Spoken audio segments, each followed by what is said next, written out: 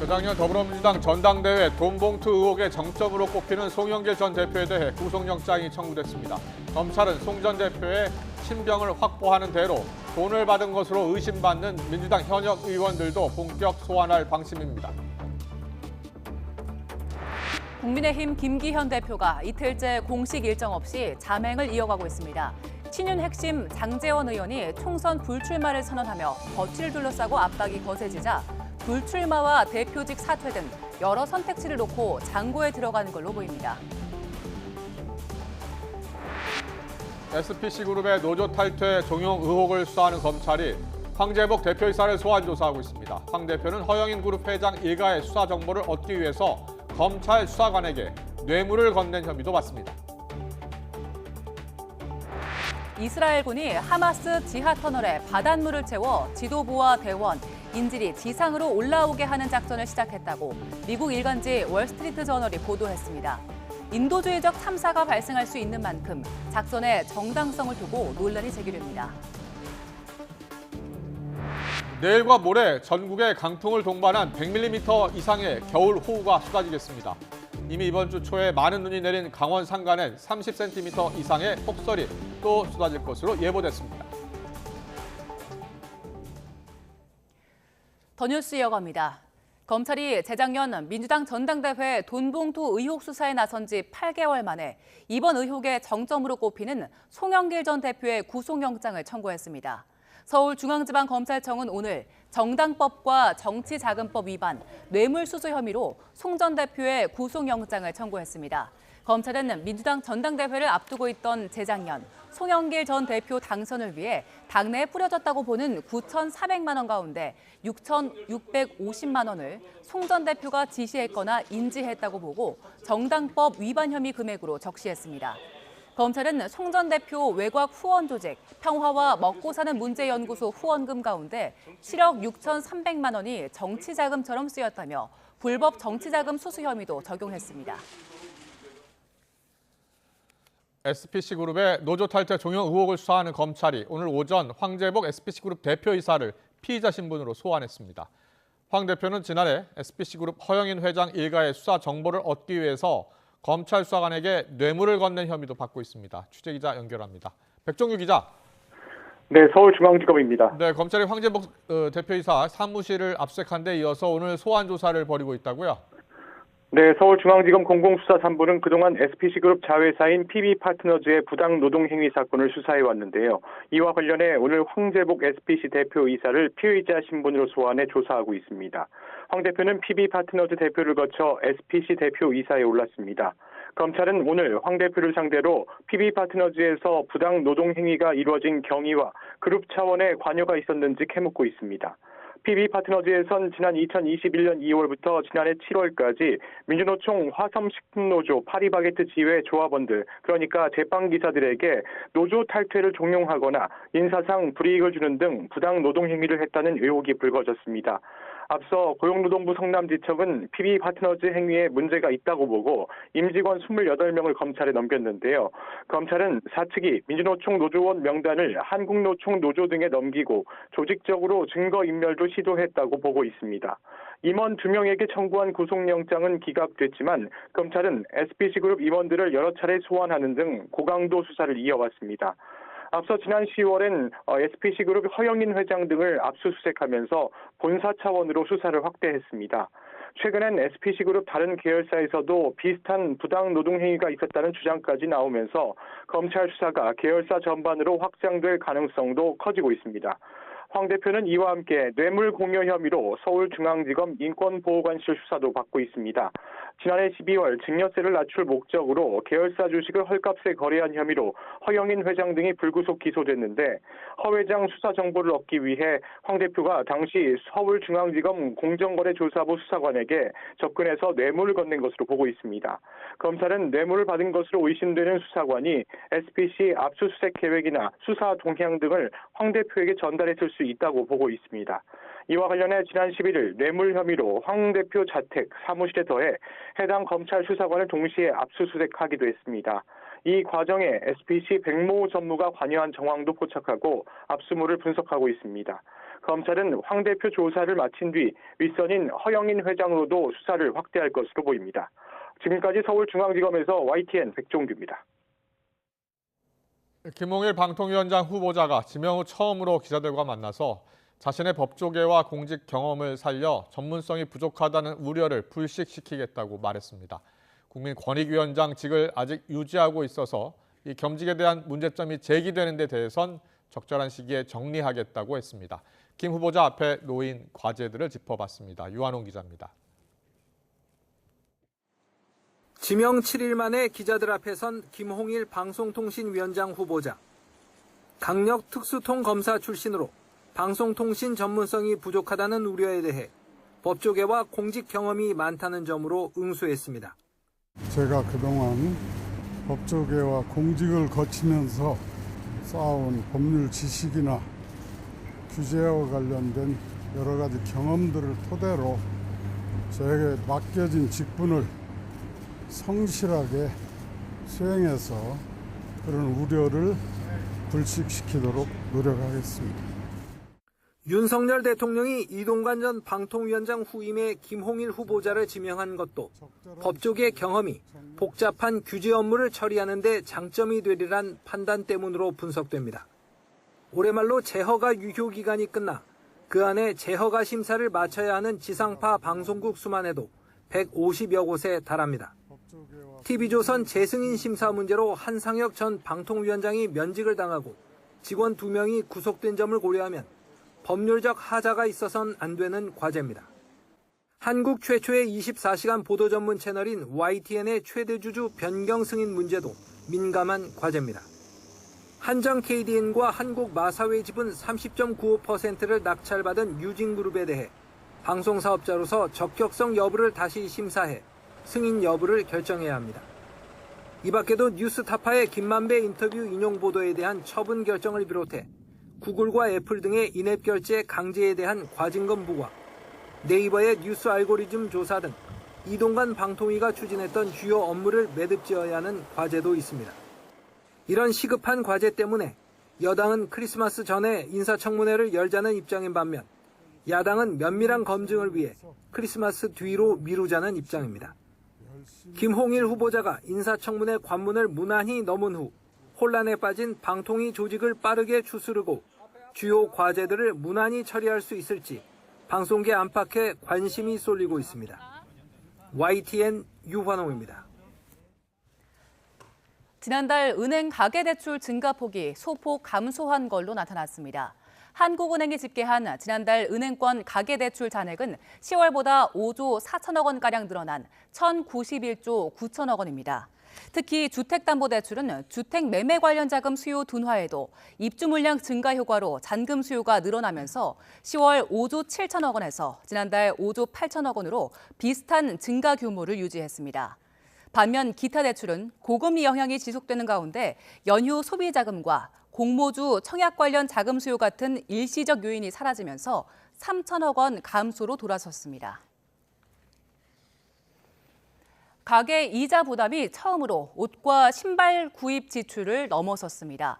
고금리로 이자 비용이 늘어나고 고물가에 당장 필요하지 않은 옷과 신발 구입을 줄였기 때문으로 보입니다. 통계청 국가통계포털을 보면 올해 3분기 가계 월평균 이자 비용은 11만 4,900원으로 지난해 같은 분기보다 19,400원 늘었습니다. 반면 의류와 신발 지출은 지난해 같은 분기보다 13,700원 줄어든 10만 4천 원으로 이자 비용을 밑돌았습니다. 이자 비용이 의류와 신발 지출보다 커진 것은 지난 2006년 1인 가구가 포함된 가계 동향이 집계된 이후 처음입니다. 뇌가 퇴행하면서 손발이 떨리고 몸이 서서히 마비되는 파킨슨병은 아직 치료제가 없는 불치병입니다. 국내 연구진이 줄기세포를 이용해 파킨슨병을 근본적으로 치료하는 약물을 개발하고 임상시험을 진행하고 있습니다. 최소라 기자입니다. 전설적인 권투 챔피언 무하마드 알리가 말년에 앓았던 파킨슨병. 뇌 특정 부위가 퇴행하면서 동작이 느려지고 손발이 점점 떨리고 근육이 마비됩니다. 도파민 분비 세포가 부족해지기 때문인데 증상을 완화하는 것이 최선일 뿐 아직 치료제는 없습니다. 국내 연구진이 줄기세포를 이용해 파킨슨병을 치료하는 방법을 찾았습니다. 인간 수정란에서 얻은 배아 줄기세포입니다. 영양분을 주고 일주일 이상 배양해 수억 개 세포로 키워냅니다. 일부를 떼어내 신호분자를 투입하자 돌기가 뻗어나오면서 도파민을 분비하는 신경세포의 모습을 띱니다. 이렇게 만든 도파민 분비세포의 순도는 99.57%로 순도가 90% 초반대에 그친 미국과 유럽 연구팀보다 한층 높은 안전성을 확보했습니다. 저분자 화합물만 사용해서 배아줄기 세포에서 도파민 세포로 분화시키는 과정을 우리가 만들었기 때문에 아주 높은 수율의 도파민 세포를 얻을 수 있고 3D에 의한 대량 생산도 우리가 할 수가 있었습니다.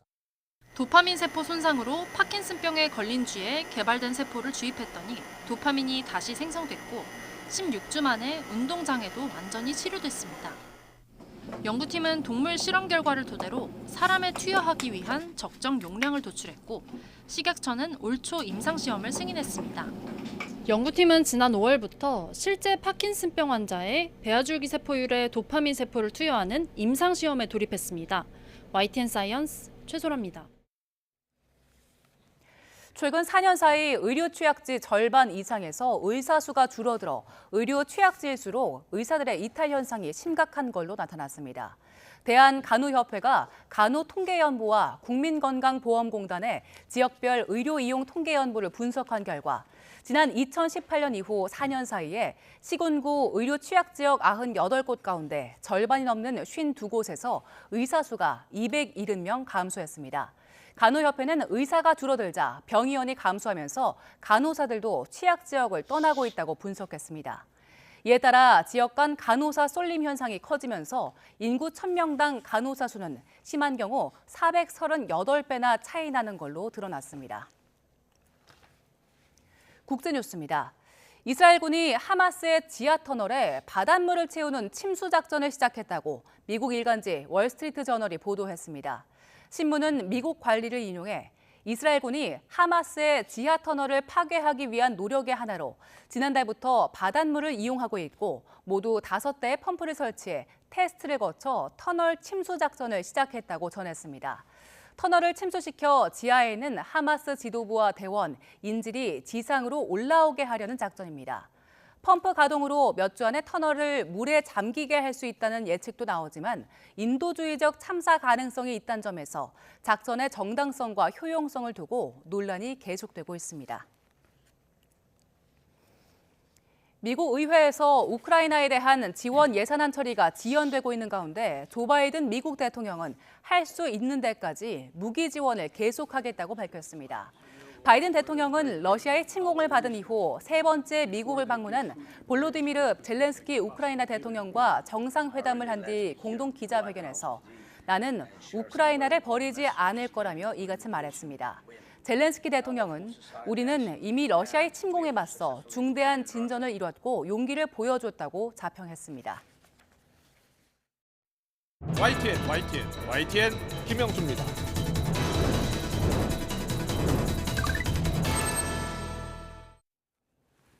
국민의힘 당대표 경선 때 이른바 김장 연대로 김기현 대표를 밀어줬었던 장제원 의원이 어제 전격 불출마 선언을 했죠. 이후에 모든 일정 취소하고 자맹에 들어간 김기현 대표. 지금 고심을 거듭하고 있습니다. 가능성이 높은 선택지는 2가지인데요. 대표직만 사퇴하고 울산 지역구에 출마해서 5선에 도전하거나 아니면 대표직은 유지하고 울산 지역구에 불출마할 가능성입니다. 비주류의 사퇴 요구 목소리 계속 높아지고 있는데 안철수 의원은 당이 비대위로 간다면 비대위원장으로 인효한 전 혁신위원장이 적합하다라면서 추천했습니다. 그러면서 미래의 대권주자 경쟁자죠. 원희룡, 한동훈 장관에 대해선 확장성의 한계가 있다며 공동위원장 체제 정도는 가능하다면서 경계하는 모습이었습니다. 신당 창당을 앞두고 있는 이준석 전 대표, 향후 초재선 공천에 보이지 않는 손이 개입할 것이라면서 공천 파동의 서막이 될 것이라고 내다봤고 김기현 대표가 민주당의 엑스맨이라면서 사퇴를 촉구했던 하태경 의원은 울산 출마의 길을 용인해주는 방향으로 출구 전략을 세우자고 제안했습니다. 이준석, 하태경 두 사람의 목소리 듣고 더 정치 시작하겠습니다. 김기현 대표는 지금 초선 의원들과 상당수의 이제 재선 의원들의 지지를 받는 부분이 있습니다. 김기현 대표가 본인들의 공천을 보장까지는 아니더라도 적어도 컷오프 시켜버리진 않는다든지 이런 정도의 연대 관계가 있을 겁니다. 그런데 그게 불편한 사람이 김기현 대표를 쫓아내려고 하겠죠. 지금 초선 의원들과 재선 의원들의 그런 어떤 공천에 대해 손을 대고 싶은 사람이 보이지 않는 손으로 개입하겠죠, 이게. 그래서 저는 이거는 공천 파동의 서막이라 봅니다. 김기현 대표는 대표직을 사퇴하고 울산 출마는 용인해주는 그런 방향으로 출구 전략을 당이 좀 함께 짰으면 좋겠어요. 불경 지역에서 우리 당이 전승할 수 있는 이런 역할을 해줄 수 있는 사람도 별로 없어요. 근데 이제 김기현 대표가 어쨌든 불경 지역에서는 어느 정도 영향이 아주 크기 때문에. 네, 오늘의 전국 현안 짚어보겠습니다. 오신환 전 국민의힘 혁신위원, 또 김유정 전 민주당 의원 나와 계십니다. 어서 오십시오. 안녕하세요. 안녕하세요. 안녕하세요. 네. 자, 지금 정치권 최대 관심은 김기현 대표의 거취입니다. 과연 김기현 대표가 어떤 결정을 내릴지. 자, 우리 혁신위원. 네네. 이제 지내셨지만 혁신위원 끝났습니다. 예. 근데 사실은 친윤 의원들 지도부 불출마나 험지 출마라고 안건도 올렸고 네. 결의까지 했잖아요. 네. 당시에는 실천하지 않다가 어제 장재원 의원이 전격적으로 선언했잖아요. 네네. 예상했었어요? 저는 예상하지 못했습니다. 장재원 의원께서 일단 본인이 자신의 의지로서 저렇게 내려놓는 희생을 결단한 것은 저는 환영할 만한 일이다 이렇게 생각하고. 그동안 하지 않다가 어제 했을까요? 근데 떠밀려서 하는 것은 아무래도 이제 정치인이 본인의 어떤 불출마라는 것은 모든 정치 인생을 내려놓는 거 아닙니까? 예. 굉장히 어려운 결단이라고 생각합니다. 저는 저렇게 장재원 의원이 전격적으로 언제부터 저런 결심을 했는지는 모르겠으나 우리 당의 새로운 변화와 혁신을 위해서 스스로 사퇴를 이렇게 불출마를 결단한 점에 대해서는 저는 개인적으로 혁신위원을 참여했던 한 사람으로서는 굉장히 감사하게 생각합니다. 네, 김기현 대표 얘기도 해주세요. 예, 김기현 대표는 사실 이제 결단이 임박했다라고 보는 것이 대다수의 저희 당 인사들의 생각인데요. 네. 과연 어떤 방식으로 본인이 이제 결단을 발표할지 그 부분이 남아 있는 것 같은데. 저 선택지 저희가 사퇴, 울산 출마, 대표직 네네. 유지, 불출마, 사퇴도 하고 불출마도 하고. 저 세 가지 중에 한 가지일지 아닐지는 잘 모르겠습니다. 어쨌든 김기현 대표도 계속 본인이 때가 되면 스스로 결단을 내리겠다라는 메시지는 쭉 보내왔기 때문에 네. 어떤 방식으로라도 본인이 이제 결정을 할 때가 되지 않았나 이렇게 보여지는데 네. 어떤 결정이든지 간에 본인의 결단이겠죠. 정치인이 사실은 불출마나 아니면은 당대표 사퇴나 이런 부분들이 그렇게 간단한 결정은 아닙니다. 이제 그것을 존중해 줄 필요가 있고요. 당은 그거에 따라서 또 새롭게 변화하고 혁신하는 그 일에 매진하고 네. 사실 게을리해서는 안 된다 생각합니다. 그렇군요. 자, 김유정 의원님께서는 어떻게 전망하세요? 김기현 대표요. 예. 우선 저는 몇 차례 실기를 하신 것 같아요. 실기한 것 같다. 예. 그러니까 사실 이준석 대표도 얘기했듯이 조금 억울한 측면도 있을 거예요. 왜냐하면은 지난번 강서 보궐선거에 공천 내는 거 하는 거를 반대를 했었잖아요. 그런데 이제 용산에 밀려서 결국 김태우 후보를 내게 됐는데 그 결과에 대해서는 지금 책임을 져야 하는 형국이 되고 보니까 약간은 억울한 마음이 있을 수도 있겠지만 지난번 전당대회 과정에서 김기현 대표를 당선시키기 위해서 무리수를 뒀던, 그리고 그때 당시에 수많은 나경원, 안철수 이런 분들이 다 밀려났던 거 생각하면 어떤 의미에서는 업보 같은 거라는 생각도 들고요. 그래서 저는 애초에 김태우 후보 공천 안 됩니다라고 대표직을 던지는 결기를 보였거나 아니면 그 재보선 참패를 했을 때 원칙과 기준에 부합하는 행동을 보이려면 그때 던졌어야 한다고 생각합니다. 조금 억울한 측면이 있어도. 그래서 적어도 그게 아니라면 인요한 혁신위에서 안을 냈을 때 그때 뭔가 부응을 했어야 되는데 이제는 참 어려워졌다. 그런데다가 믿었던 장재원 의원마저도 지금 딱 불출마 선언을 하고 나니까 자맹 중이시라고는 하는데 뭔가 그 결론을 도출해서 왔을 때는 그거보다는 조금 더 강도 높은 안을 가지고 오지 않으면 어려워진다라는 생각이어서 세 가지 선택지가 있지만 저는 아예 깔끔하게 대표직과 불출마를 다 내놓는 것이 그게 맞을 텐데 제가 지난번에도 양손에 똑 들고 갈 수는 없다. 네. 그러니까 뭔가 대표가 결단을 해야 된다라는 말씀을 드리고 했었는데 네. 둘 중 하나를 선택해야 되는 상황이라면 일단 대표직을 던지는 게 맞다고 봅니다. 그렇군요. 대표직을 던진다.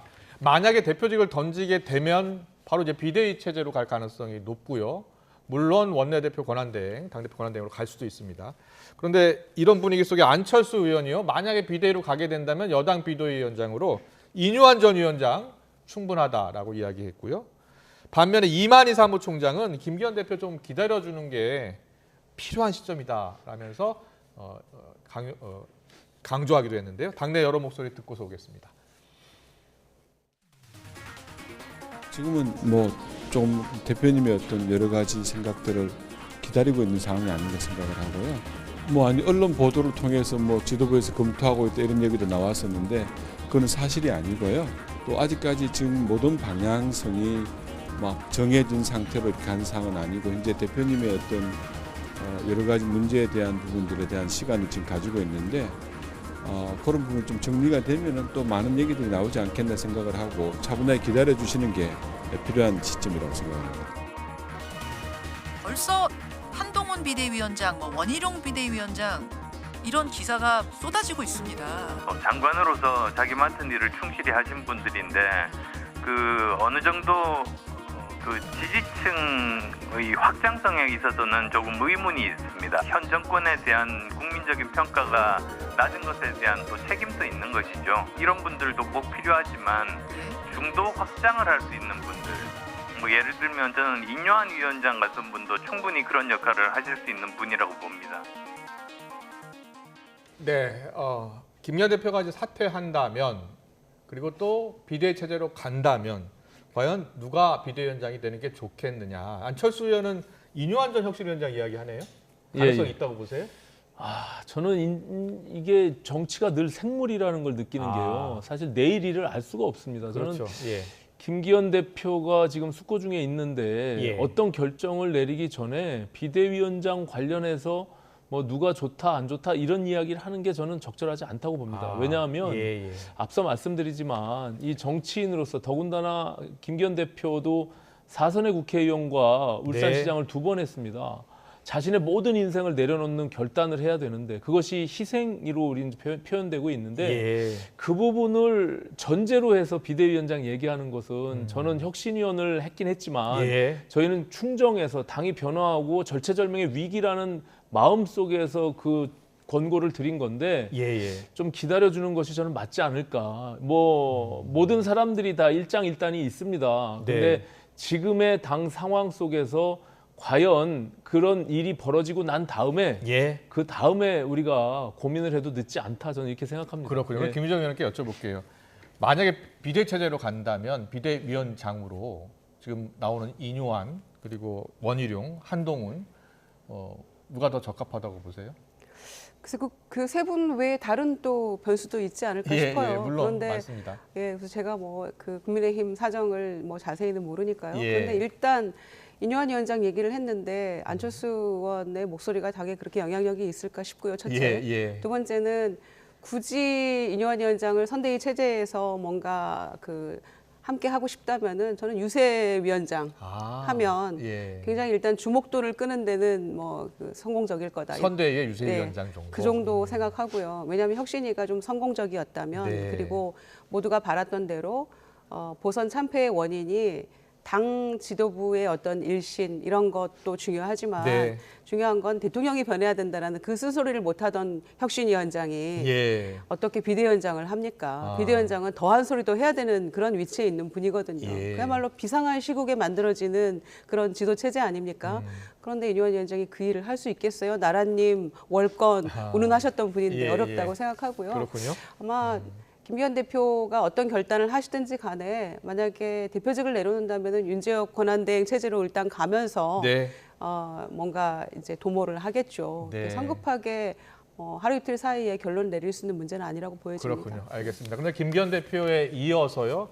친윤 의원들 또 그리고 당 지도부의 추가 희생 더 나올 것으로 보세요? 저는 장제원 의원의 불출마가 상당히 충격적입니다. 그러니까 네. 당내에서도 저렇게 전격적으로 결단을 내리리라고 아무도 생각 못했거든요. 근데 상징적인 친윤의 핵심 인물이잖아요. 네, 이제 네. 장제원 의원의 저런 결단이 저는 후속으로 굉장히 파장이 있을 거라고 보고요. 예.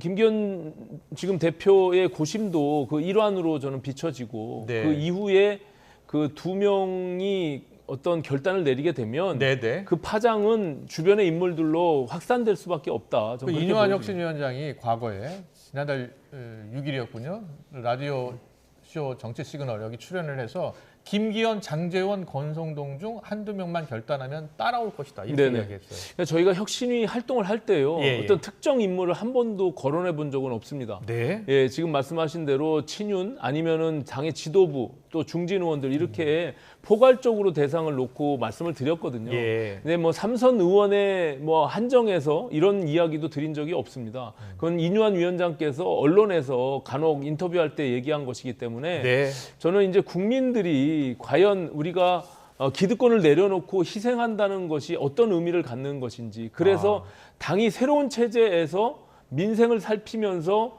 총선을 준비하는 그 모습에 부합하는 모습이 무엇인지, 그동안 우리가 민심에서 왜 이반되고 멀어졌는지 이런 것들에 대한 아주 철저한 우리가 분석이 뒤따른다면 네. 지금 말씀하신 뭐 또 다른 어떤 파장들, 연쇄적으로 불출마 내지는 희생에 대한 메시지가 저는 뭐 충분히 가능하다 이렇게 생각합니다. 그렇군요. 예. 그런데 그제 이틀 전만 하더라도요. 그 국민의힘 의원들 단톡방에서는 김기현 체제를 계속 유지해야 된다는 목소리가 컸다는 거예요. 네. 그런데 장제원 의원이 불출마 선언하면서 잠잠해졌다는 겁니다.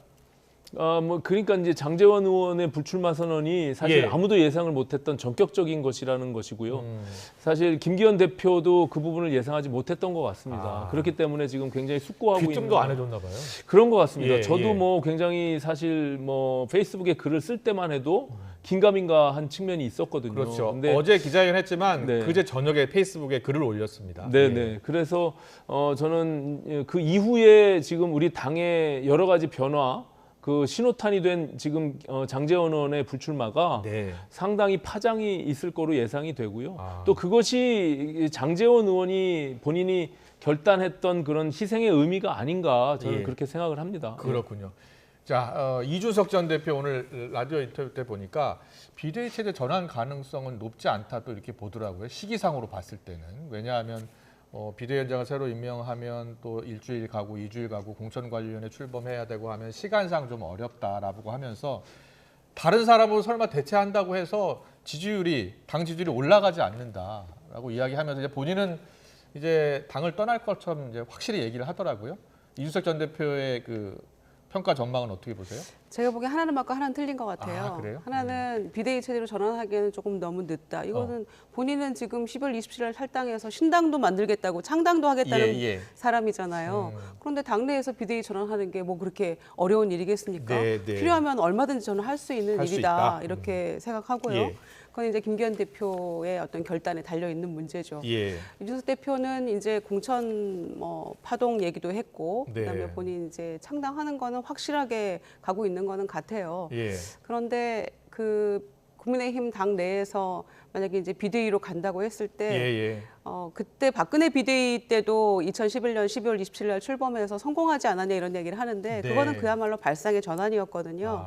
그러니까 이명박 대통령 체제에서 박근혜 전 대통령은 야당 같은 그런 네. 이미지를 줬기 때문에 성공할 수 있었던 건데 발상의 전환을 한다면 이준석 전 대표를 비대위원장 시키면 그래? 아마 굉장히 달라질 그럴 겁니다. 저는 그런 가능성은 매우 낮을 것 생각이고요. 같아요. 예. 매우 낮으니까 예. 드리는 말씀이고요. 예.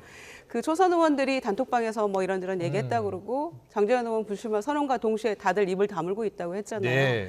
아마 이제 그 모습 보면서 모르겠어요. 대통령실의 어떤 시그널을 잘못 읽은 건지 이분들이 텔레토비처럼 이렇게 신호 받아가지고 움직이다가 뭔가 오류가 난 건지 모르겠는데 대통령실의 입장도 약간 이제 변화가 있는 거 아닙니까? 네. 장제원 의원 불출마도 아마 그 전혀 상의 없이 이루어졌을 것 같지는 않아요. 어느 정도 교감이 있지 않았을까 생각을 하는데 특히나 서울에서 뭐 6군데밖에 뭐 당선이 안 된다더라. 네. 내부 여론조사 결과. 그리고 또 정권 견제론이 점점 높아진다더라.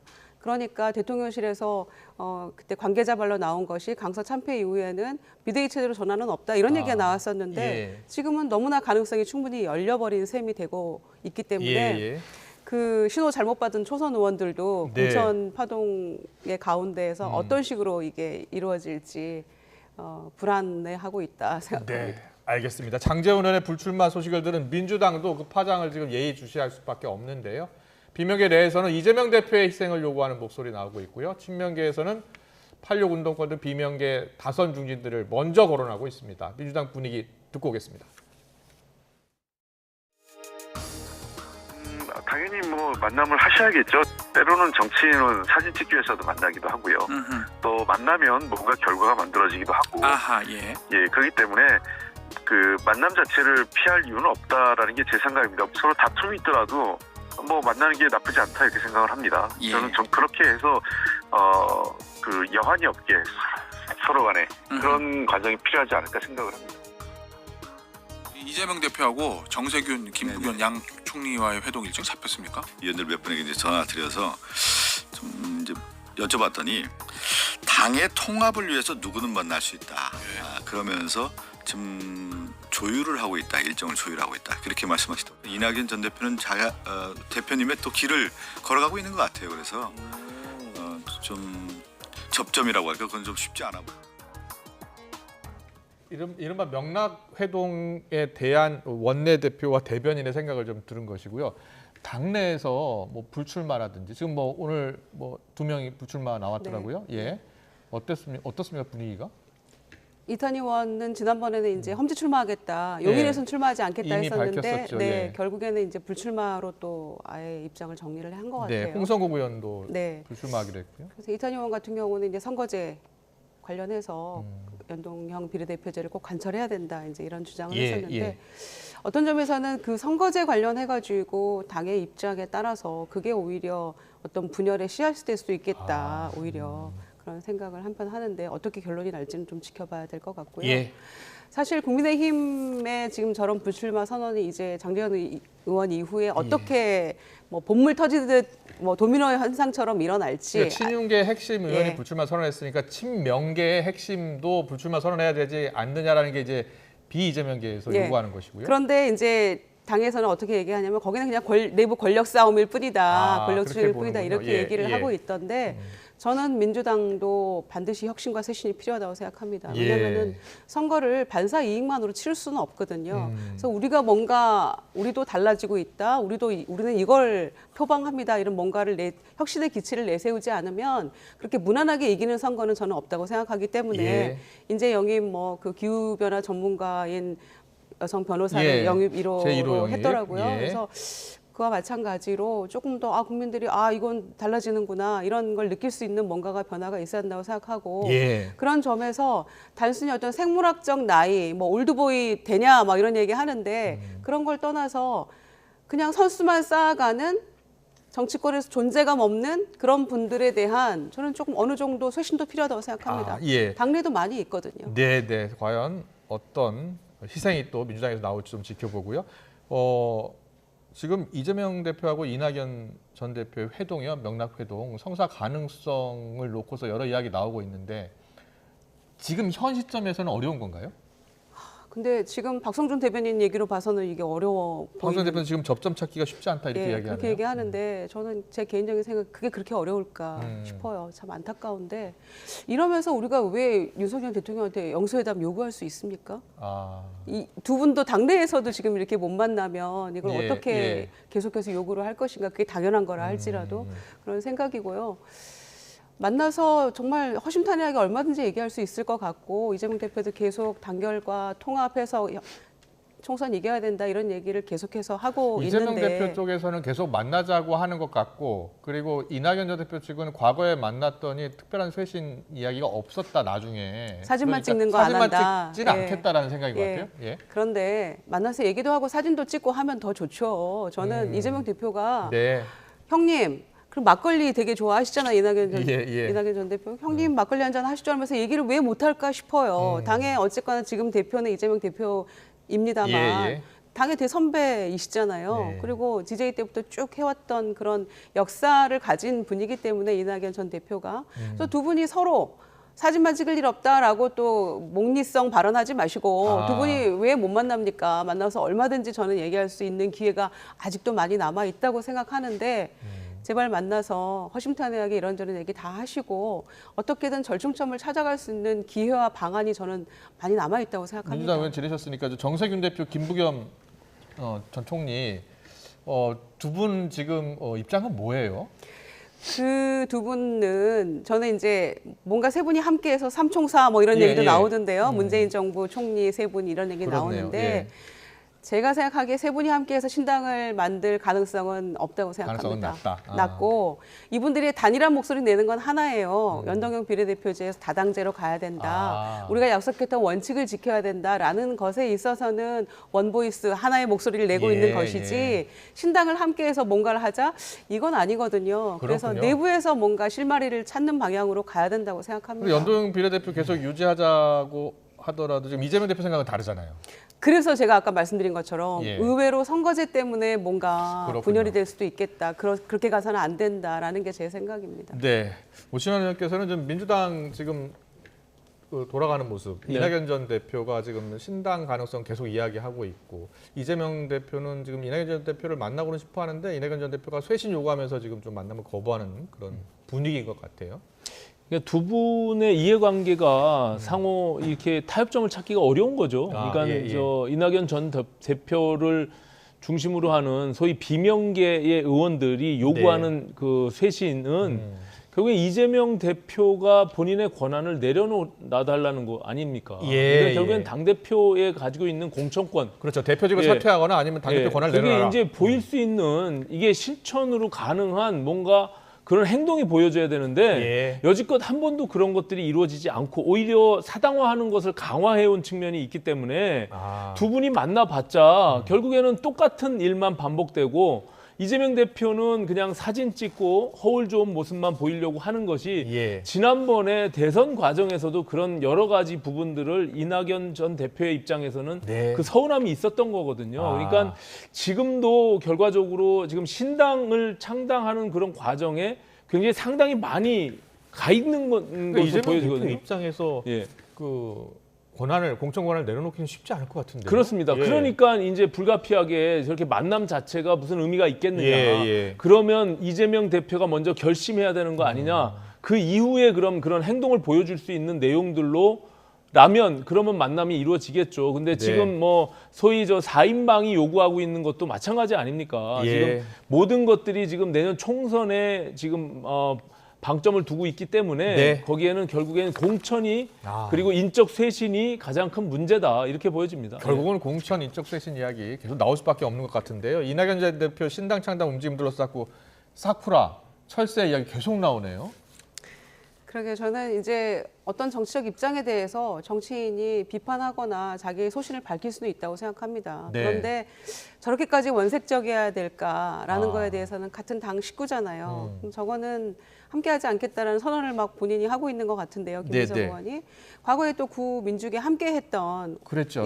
그런 또 인연도 오래 가지고 있는데 이렇게까지 해야 되나? 그러니까 본인의 또 과거가 다시 또 들추어지면서 그렇습니다. 오히려 역공을 당하는 이런 상황인데요.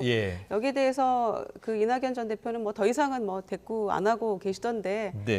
대꾸할 필요가 없다라고. 그렇죠. 가치가 없다 이렇게 이야기했죠. 그래서 뭐라고 하겠습니까? 또 거기에 대해서 뭐 서로 뭐 원색적으로 서로 똑같이 싸울 수도 없는 문제고요. 그래서 김민석 의원이 왜 저렇게까지 하실까? 하고 싶은 얘기일 수도 있겠습니다만은 조금 더 다른 표현도 있을 텐데 함께 해주시기를 호소하는 방향으로 오히려 하면 더 어땠을까 싶어요.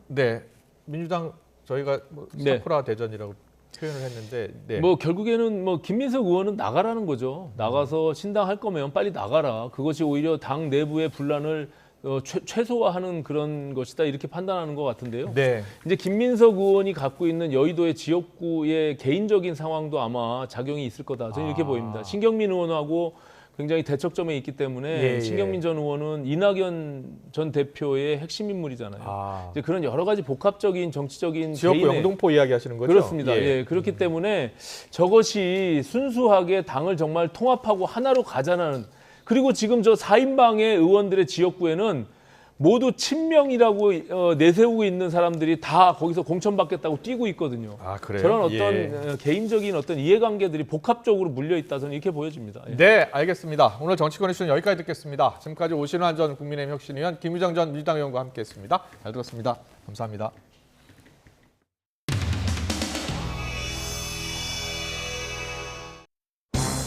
지도부하고 상의를 하셨는지 궁금합니다. 근데 왜 이제 했는지가 제일 궁금한 거거든요. 혁신위 때는 그때 거부를 하셨는데 그때 이렇게 결단을 안 하고 왜 지금 다 혁신할 때 끝나고 나서 이렇게 하셨는지에 대한 힘이 있어야 될 것 같아요. 그게 제일 궁금해서 그렇습니다.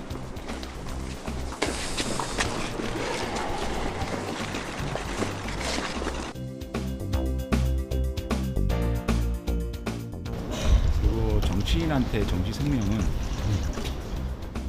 자연 생명하고도 비견될 만한 거잖아요. 그런데 부모님을 버려라. 정치 생명을 넘어서 자연 생명을 버리는 그런 요구의 모습들을 제가 어떻게 수용을 하겠습니까? 예, 그렇게 충정으로 봐주십시오. 사실 꾸려진다고 말씀하셨는데 우리 의원님 피선을 통해서 당이 좀 어떤 영향을 주셨는지 기대만 말씀하면 하나만 더. 아니, 그거는 내가 얘기할 일이 아닌 것 같아요. 예. 그리고 좀 쉬고 싶어요. 예. 대통령과 상의 묵지 않아요. 당과 윤석열 정부의 성공을 위해서 본인 희생하는 결단을 내렸다고 생각합니다. 장제원 의원님 같은 결단이 조금 더 확산돼야 한다고 필요하다고 보십니까?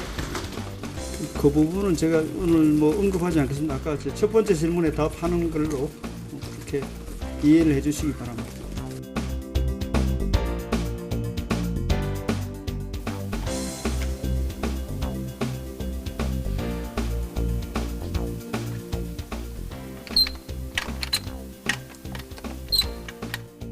촉구하셨어요. 왜 김 대표의 사퇴가 답입니까?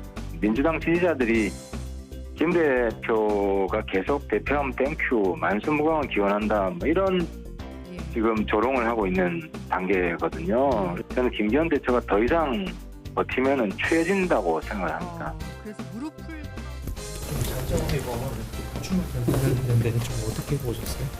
지금 윤한홍 의원님과 지금 회동하고 나오시는 길이시잖아요. 좀 두 분 어떤 논의를 좀 하셨어요? 회동한 사실이 없어요. 먼저 친윤이시잖아요.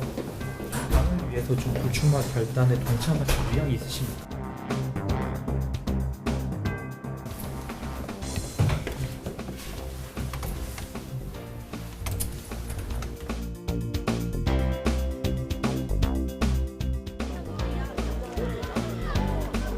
한마음 한뜻 모아주셔서 진심으로 감사드리고, 오늘 국민의힘에서 봉사하고 나면 이 연탄 한 장의 무게가 3.65kg입니다.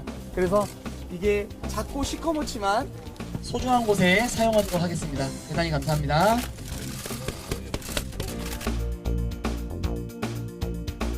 박수 좀 쳐주세요. 자, 박수 한번 쳐주세요. 네. 감사합니다.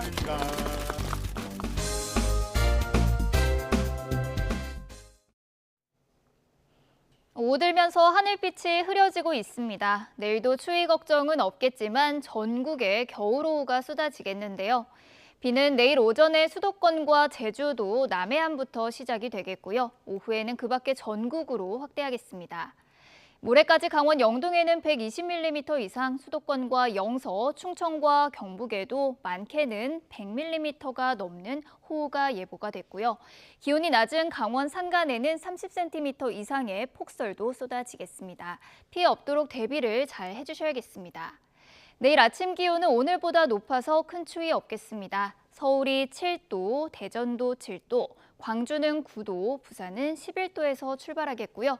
낮 기온은 오늘과 비슷하거나 조금 낮겠습니다. 서울이 10도, 대전이 11도, 대구는 12도, 부산은 17도로 예상되고 있습니다. 비가 그친 뒤에는 기온이 큰 폭으로 떨어지겠고요. 휴일에는 영하 10도 안팎의 북극 한파가 찾아올 전망입니다. 지금까지 날씨 정보였습니다. 네, 이슈를 더 쉽게 전해드리는 더 뉴스, 내일은 더 준비하겠습니다. 잠시 뒤에는 뉴스큐가 방송됩니다. 시청해주신 여러분 고맙습니다.